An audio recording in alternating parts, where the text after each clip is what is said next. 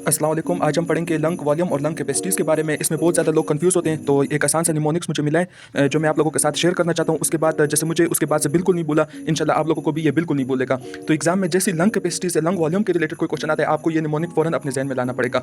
तो इसके लिए हम सबसे पहले अपने हाथ की मदद लेते हैं। ये हाथ मैंने बनाया हुआ है, ये इंडेक्स फिंगर है, ये मिडल फिंगर है, ये रिंग फिंगर है और ये लिटिल फिंगर है। बिल्कुल आपने अपने हाथ को इसी तरह करना और इसमें सोचना है कि ये इंडेक्स फिंगर है, ये मिडल फिंगर है, ये रिंग फिंगर है और ये लिटिल फिंगर है। जो इंडेक्स फिंगर है इसको आपने इंस्पायरेटरी रिजर्व वॉल्यूम कहना है। जो मिडल फिंगर है इसको आपने टाइडल वॉल्यूम समझना है, क्योंकि ये मिड में होता है तो ये नॉर्मल है टाइडल वॉल्यूम। जैसे नॉर्मल आप सांस नहीं ले रहे हो, इंस्पायरेशन एक्सपायरेशन, तो ये टाइडल वॉल्यूम है। और इंडेक्स से आपने याद रखना है इंस्पायरेटरी रिजर्व वॉल्यूम। जब ये दोनों आपको याद रहे कि बाकी सिर्फ एक्सपायरेटरी रिजर्व वॉल्यूम बचा और रेजिडुअल वॉल्यूम बचा, वो आपको इस दिन में आ जाएगा।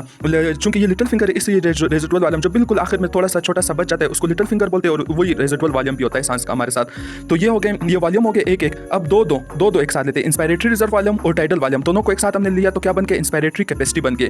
फिर हम नीचे वाले दोनों को लेते हैं, एक्सपायरेटरी रिजर्व वॉल्यूम और रेजिडुअल वॉल्यूम, इसको फंक्शनल रेजिडुअल कैपेसिटी बन गई। तो ये दो हो गए। उसके बाद हम तीन उंगलियों को एक साथ मिलाएंगे। पहले हमने एक एक को मिलाया, फिर दो को, अब तीनों उंगलियों को एक साथ मिलाएंगे तो ये तीनों क्या बन जाएंगी, वाइटल कैपेसिटी। सो वाइटल कैपेसिटी अगर कोई भी आपसे पूछे कि वाइटल कैपेसिटी क्या है, आपने फौरन तीनों उंगलियां जहन में लानी। और इंडेक्स फिंगर को हमने क्या कहा था, inspiratory reserve volume, middle finger को हमने क्या कहा था, टाइडल वॉल्यूम, और रिंग फिंगर को हमने कहा था एक्सपायरेटरी रिजर्व वॉल्यूम। तो ये तीनों जो ये वाइटल कैपेसिटी होगी। और उसके बाद तीन के बाद आखिरी हमारे पास बच जाता है चौथा रेजिडुअल वॉल्यूम। अगर इसको भी साथ मिला ले तो टोटल लंग कैपेसिटीज बन जाता है। इसके अलावा अगर फिर भी आप लोगों के जहन में ये inspiratory reserve volume, tidal volume, expiratory reserve volume और रेजिडुअल वॉल्यूम ये अगर आप लोगों के जहन में नहीं आ रहा तो इतर एक निमोनिक है, ITER, इतर से आप लोगों को ये चारों वॉल्यूम आपके जहन में आ जाएंगे। तो इंशाल्लाह इसके बाद आपको कभी भी नहीं भूलेगा कि वॉल्यूम और कैपेसिटीज कैसे याद रखनी है।